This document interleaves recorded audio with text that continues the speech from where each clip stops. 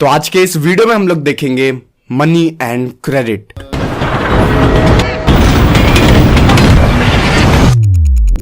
हाँ, money and credit को आज शुरू करते हैं। देखो यार, इंडिया में ना दो चीजें बहुत फेमस है, पहला मनी और दूसरा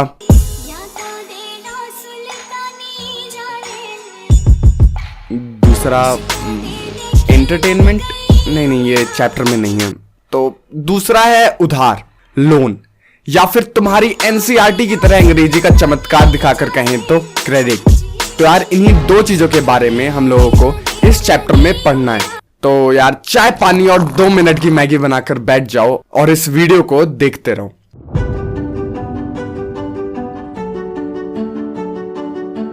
इस चैप्टर के मेनली 2 पार्ट्स हैं, पहला मनी और दूसरा क्रेडिट। इन दोनों को एक एक करके अच्छे से पढ़ेंगे जिससे तुम्हें इस भारतीय समाज के मौलिक अधिकारों की जानकारी हो पाए और बोर्ड्स में पूरे नंबर आए, वो तो है ही। यार पहले बात करते हैं मनी के बारे में। पैसा बहुत इंपॉर्टेंट है। ये पैसा पेन की निब से लेकर पैंट की जिप तक, चाय के कप से लेकर पानी के पाउच तक, शर्ट के बटन से लेकर वोट तक, मेरा मतलब सारी चीजें पैसे से ही मिलती हैं। बट आखिर ये पैसा इतना इंपॉर्टेंट क्यों है? क्यों ये हर जगह फैला है? कभी सोचा है? ना मतलब ऐसा बिल्कुल इमीडिएट नहीं सोचे हैं, बट सोचेंगे। चलो स्वयं नहीं तो मेरे साथ विचार करो। यार पैसा लेन देन के काम आता है, कोई चीज खरीदने और कोई चीज बेचने के काम। आजकल की इस दुनिया में तुम्हें अगर किसी से लेना है तो किसी को कुछ देना भी है। लेकिन पहले के टाइम पे पैसा नहीं होता था। बहुत पहले की बात है, पैसा नहीं हुआ करता था। पहले के टाइम पर पैसा नहीं होता था तो ये लेन देन कैसे होते थे? सिंपल है, एक्सचेंज से। अगर पैसा ना हो तो फ्लिपकार्ट से फोन एक्सचेंज के बदले भी मंगा सकते हो ना। अपनी कोई पुरानी या फालतू चीज देकर कोई काम की चीज लेना। और क्या, यही होता था उस टाइम पर जब पैसा नहीं होता था। लोग अपनी कोई ऐसी चीज एक दूसरे को देते थे जिनकी उन्हें जरूरत नहीं रहती थी और उस चीज के बदले कोई ऐसी चीज लेते थे जिसकी उन्हें जरूरत है। फॉर एग्जाम्पल, मेरे पास एक्स्ट्रा चावल है, इसे सरप्लस कहते हैं। मतलब नीड से ज्यादा क्वांटिटी में कोई सामान हो तो उसे सरप्लस कहा जाता है। तो मेरे पास सरप्लस चावल है और तुम्हारे पास सरप्लस दाल। अब ये सरप्लस मैं इधर उधर इसलिए बैठा रहा हूं जिससे कि एग्जाम में कहीं ये वर्ड आए तो तुम ये समझ जाओ कि इसका मतलब क्या है। ठीक है, ग्रेट। अब हम दोनों के पास ऐसी चीजें हैं जो एक दूसरे को चाहिए। मेरे पास एक्स्ट्रा चावल है और तुम्हारे पास एक्स्ट्रा दाल। तो क्यों ना हम लोग एक्सचेंज करें जिससे हम दोनों दाल भात पेट भर के खा सके। सो हम लोग अपने सामान एक्सचेंज कर लेंगे और इससे हम दोनों के पास दाल चावल अवेलेबल हो जाएगा। सिंपल। इसी को हम लोग बार्टर सिस्टम यानी वस्तु विनिमय कहते हैं। हिंदी में वस्तु विनिमय। टीचर इज्जत का कचरा कर देगा अगर तुम्हें हिंदी वर्ड नहीं आएगा तो। सो हिंदी वर्ड भी दिमाग में रखना। यही सिस्टम उस टाइम पर चलता था। बार्टर सिस्टम उस टाइम पर चलता था। लोग ऐसे ही खाने पीने की चीजें और बेसिक चीजों को ऐसे ही शेयर कर लेते थे और मेंटोस जिंदगी जीते थे। पैसे की कोई नीड ही नहीं पड़ती थी। सामान के बदले सामान ले लो और दोनों लोगों की जरूरतें पूरी हो जाती थी। लेकिन इसमें एक इशू था कि सामान को एक्सचेंज करने के लिए दोनों पार्टीज को, मतलब दोनों एक्सचेंज करने वालों को एक दूसरे के सामान की नीड होना जरूरी था। उसके बिना तो डील होगी ही नहीं ना। तुम्हें चावल चाहिए, मैं तुम्हें आलू दे रहा हूं, तो डील थोड़े होगी, दंगा होगा। इसीलिए इसमें डबल कोइंसिडेंस ऑफ वांट्स या फिर डबल कोइंसिडेंस ऑफ एक्सचेंज होना नेसेसरी, मतलब जरूरी था। दोनों लोगों को एक दूसरे के सामान की नीड होनी चाहिए थी। तो यार यही एक प्रॉब्लम थी इस सिस्टम के साथ। अब धीरे धीरे समय का पहिया घूमा और चीजों की वैरायटीज भी आने लग गई।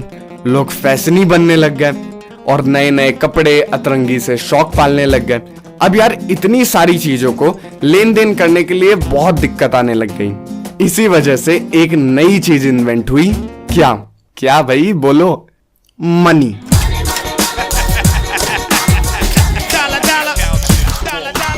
अब ये मनी ना एक मीडियम ऑफ एक्सचेंज बना। मतलब कि अब सामान के बदले सामान नहीं, पैसे लो। समझे? अब चावल तुम्हारे पास है तो उसे बेचकर पैसे लो और मार्केट में जाओ और जी खोल के जो चाहिए वो ले लो। अब तुक्का बैठाने की जरूरत नहीं है कि ऐसे आदमी को ढूंढते फिरो जिसे तुम्हारी चीज चाहिए। सीधे किसी को भी पैसे के बदले वो दे दो। अब पैसे से कुछ भी खरीद सकते हैं और पैसे के बदले कुछ भी बेच सकते हैं। इससे लाइफ आसान हो गई। पैसा एक मीडियम बन गया एक्सचेंज का। समझ में आया? अरे उधर नहीं, इधर देखो अंकल। सो ये पैसे का बेसिक कॉन्सेप्ट पता चला? दिमाग की बत्ती जली? Okay great. अब आगे बढ़ते हैं। यार ये पैसा किसी भी कंट्री की गवर्नमेंट बनाती है और उसे जनहित में जारी करती है, जिससे कि पूरे देश में एक ही टाइप के पैसे चलें। अब तुम अपना डोरेमोन कॉइन घर से बना के निकलोगे तो कौन उसे पैसा मानेगा? इसी वजह से इंडिया की गवर्नमेंट करेंसी जारी करती है और हर नोट पर यह लिखती है कि इस नोट की इतनी वैल्यू है और कोई उसे डिनाई नहीं कर सकता। कोई उसे कागज का टुकड़ा नहीं बोल सकता है। 500 रुपये, 1000 रुपये के पुराने नोट अब केवल कागज के एक टुकड़े के समान रह जाएंगे। कोई उसे कागज का टुकड़ा नहीं बोल सकता है।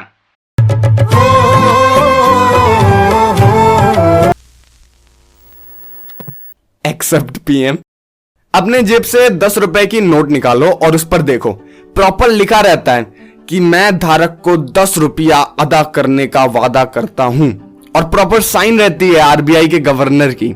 इसका मतलब अगर वो नोट तुम्हारे पास है, मतलब कि वो 10 रुपए हैं। पूरे देश में उसे कोई लेने से डिनाई नहीं कर सकता है। अब यहां पर यार एक शब्द आया आरबीआई। इसका मतलब क्या है? तो यार जैसे भगवान हर जगह नहीं हो सकते तो उन्होंने माँ बाप बनाए हैं, वैसे ही गवर्नमेंट भी सारी चीजें मैनेज नहीं कर सकती। इसीलिए उन्होंने एक प्रॉपर संस्था बनाई है जिसका नाम रखा है RBI, Reserve Bank of India. सीधी भाषा में बोले तो ये गवर्नमेंट की एक ब्रांच है जो देश में पैसों के मामले से डील करती है। आरबीआई ही ये फैसला लेती है कि कौन सी नोट कितनी मात्रा में छपेंगे और कितने रुपए के नोट छपेंगे। अच्छा, और ये आरबीआई पैसों की लेन देन पर भी पूरी नजर रखती है कि जितने भी बैंक्स हैं वहां प्रॉपर तरीके से पैसे डिस्ट्रीब्यूट हो रहे हैं या नहीं। लोन वगैरह पर ज्यादा इंटरेस्ट तो नहीं लगाया जा रहा है ये बैंक वालों की तरफ से। गरीब लोगों को बैंक और पैसे की फैसिलिटीज मिल रही हैं या नहीं, ये सब चीजें आरबीआई देखती है। इतना समझ में आ गया? अब ये आरबीआई और एसबीआई में कंफ्यूज ना करियो। रिजर्व बैंक ऑफ इंडिया और स्टेट बैंक ऑफ इंडिया दोनों अलग चीज है, दोनों में जमीन आसमान का अंतर है। Reserve Bank of India RBI कोई बैंक नहीं है। आधे से ज्यादा दिन भर यही रहते हैं कि आरबीआई एसबीआई यही सब एक ही है, कोई प्रॉब्लम नहीं है, सब सेम है। नहीं, RBI Reserve Bank of India है, ये कोई बैंक नहीं है, ये एक संस्था है गवर्नमेंट की। और एसबीआई एक बैंक है। एसबीआई जैसे कई सारे बैंक हैं इंडिया में जो आरबीआई के अंडर काम करते हैं। आरबीआई बैंकों का भी बैंक है। आरबीआई ही इन सब बैंक्स में पैसे पहुंचाता है। एसबीआई सिर्फ एक बैंक है, स्टेट बैंक ऑफ इंडिया, ये सिर्फ एक बैंक है। ऐसे ही आईसीआईसीआई बैंक, यस बैंक, देना bank, Bank of Baroda, union bank जहां फीस जमा करने जाते हो तुम लोग, ये सब एक बैंक के एग्जाम्पल है।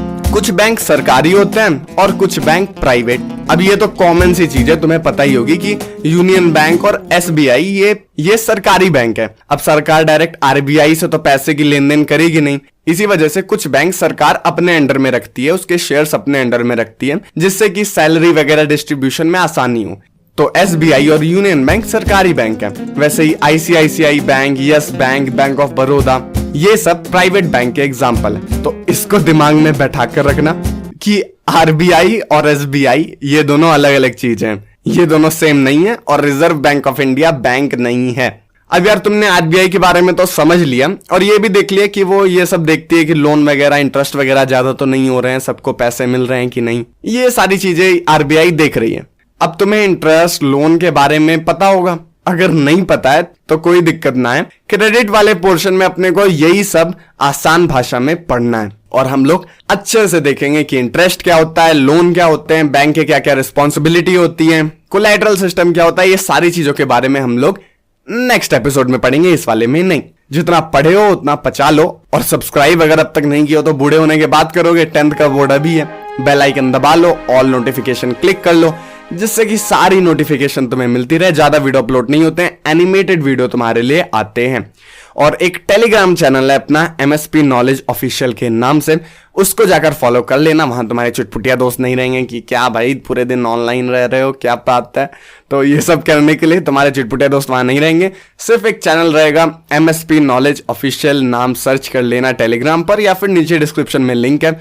वहां जाकर तुम लोगों को प्रॉपर नोट्स, एनिमेटेड नोट्स वगैरह मिल जाएंगे, प्रॉपर लाइव क्लासेस की लिंक मिल जाएंगी, तुमको फ्री में एकदम ज्वाइन कर सकते हो, देख सकते हो लाइव क्लासेस में यार हम लोग धीरे धीरे प्रॉपर अपना सीरियल वाइज चैप्टर कंप्लीट करते जाते हैं, सिलेबस कंप्लीट करते जाते हैं और एनिमेटेड लेक्चर तुम्हें यहां पर मिल जाता है।